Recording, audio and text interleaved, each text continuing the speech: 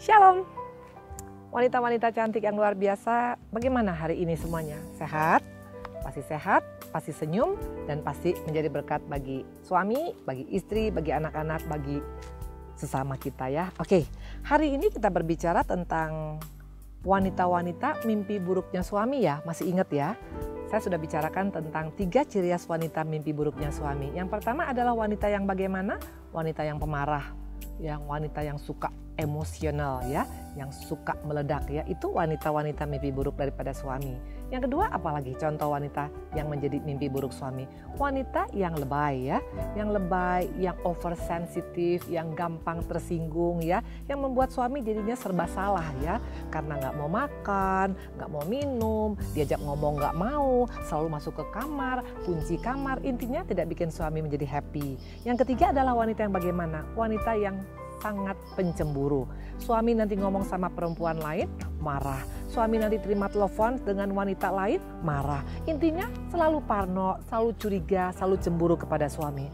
Suami-suami tidak akan bisa bekerja maksimal memiliki istri yang seperti ini. Itu 3 yang sudah kita bahas ya. Sekarang yang keempat, wanita yang bagaimana Bu Indri yang menjadi mimpi buruk daripada suami yang keempat. Kita buka yuk Yeremia 17 ayat 23. Namun mereka tidak mau mendengar dan tidak mau memperhatikan, melainkan mereka bersikeras kepala sehingga tidak mau mendengarkan dan tidak mau menerima teguran. Wanita yang keempat yang menjadi mimpi buruk suami adalah wanita yang keras kepala. Bukan kepala kita yang keras seperti batu maksudnya, tapi memang orang yang keras kepala very simple, dia punya karakter. Tidak mau mendengar, tidak mau terima masukan, tidak mau mendengar nasihat.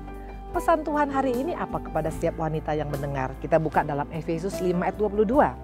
Hai istri, tunduklah kepada suamimu seperti kepada Tuhan. Karena dikatakan suami adalah kepala, istri sama seperti Kristus adalah kepala jemaat. Dialah yang menyelamatkan tubuh, karena itu sebagaimana jemaat tunduk kepada Kristus, demikian juga istri kepada suami dalam segala sesuatu. Ini ayat nggak bisa ditambah kurangin loh ibu-ibu. Seringkali kita berkata seperti ini. Ya iyalah Bu Indri, saya mau saja tunduk kepada suami kalau suamiku baik. Kalau suamiku cukup kasih saya dana yang saya butuhkan. Kalau suamiku ekonominya oke. Tuhan nggak mengatakan seperti itu. Tuhan tidak berkata tunduk kepada suami kalau suami kita baik saja. Kalau suami mencukupi segala ekonomi. No, Tuhan katakan apapun keberadaan pasangan kita. Karena suami itu adalah imam dalam keluarga. Istri harus tunduk kepada suami sama seperti kepada Tuhan. Kita tahu bagaimana seorang Wasti, kita tahu ceritanya ya. Wasti ini ratu daripada Ahasveros. Ratu yang sangat-sangat harusnya sangat-sangat bahagia hidupnya. Kenapa? Pertama, dia cantik luar biasa. Kedua, suaminya bukan suami yang biasa-biasa. Dia Raja Ahasveros yang kaya raya luar biasa. Alkitab mencatat dia punya kekayaan sangat banyak sampai harus 180 hari memamerkan kekayaan yang sangat luar biasa. Seharusnya Wasti ini bagaimana? Amanlah dia punya masa depan, betul?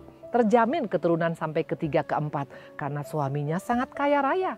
Tapi kalau kita baca kemudian akhirnya Wasti kehilangan segala-galanya. Posisi ratu diganti kepada Esther. Yang menjadi pertanyaan, kok bisa Bu Indri? Apa karena Wasti jadi jelek dan tua? Apa karena Wasti ini mungkin berselingkuh? Apa karena Wasti ini mungkin melakukan hal yang tidak menyenangkan suaminya? Atau dalam keadaan yang berbuat hal yang serong atau apapun? Jawabannya sederhana, no. Pada saat waktu itu seorang raja memanggil istrinya untuk diperkenalkan kepada tamu-tamu, Wasti menolak. Wasti tidak mau datang. Wasti tidak tunduk kepada suaminya. Sang raja sangat geram dan akhirnya seorang Wasti yang notabene-nya cantik luar biasa, ratu yang harusnya posisinya aman sampai 3, 4 bahkan 7 keturunan, kehilangan segala-galanya. Kenapa? Jawabannya sederhana. Karena wanita ini wanita yang keras kepala. Dia tidak mau mendengar apa yang menjadi pesan Tuhan.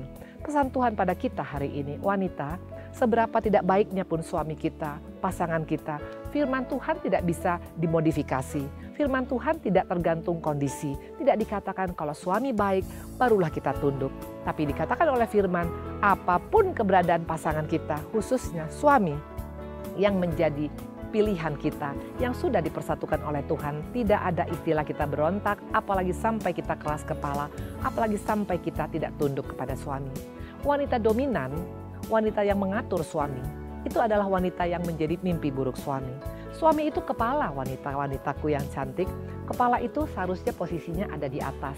Kita ini hanya penolong, yaitu leher. Harusnya wanita-wanita menjadi penolong, itu harusnya bisa mensupport suaminya, bukan malahan menguasai suaminya. Wanita-wanita banyak yang bangga dengan berkata, suami saya takut kepada saya Bu Indri.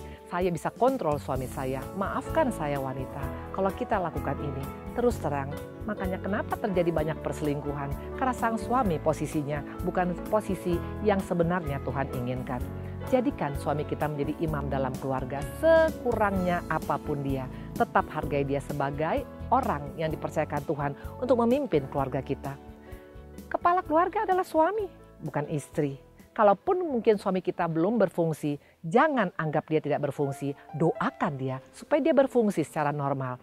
Karena wanita yang menjadi mimpi indah daripada suaminya adalah wanita yang tahu fungsinya sebagai istri, sebagai penolong, bukan menjadi pribadi yang dominan, apalagi menjadi kepala keluarga. Hari ini mari kita koreksi, sejauh ini sebagaimana kita posisikan suami kita dalam rumah tangga. Apakah dia menjadi suami yang betul-betul kita hormati atau sebaliknya suami yang selama ini kita zolimin. Kalau kita sangat-sangat mengatur suami, kita mendominasi suami kita yang mengatur dengan bahkan kita yang mengatakan kamu harus seperti ini, kamu harus seperti ini. Suami itu tidak akan pernah happy hidupnya. Dia pasti akan sangat-sangat sedih dan dia merasa tidak dihargai. Seorang pria itu sangat ingin dihargai. Siapa yang menghargai pria itu? Bukan pegawai kantornya, bukan orang di luar sana. Harus dimulai dari rumah tangga. Yaitu siapa? Istri yang menghormati suami. Hari ini mari kita lihat banyak keluarga-keluarga yang hancur di luar sana. Bukan hanya karena ada wanita lain saja datang tiba-tiba. Kenapa sampai suami bisa sampai meninggalkan istrinya? Banyak penyebabnya. Salah satu penyebabnya adalah waktu posisi suami tidak di posisi yang seharusnya menjadi posisi dia.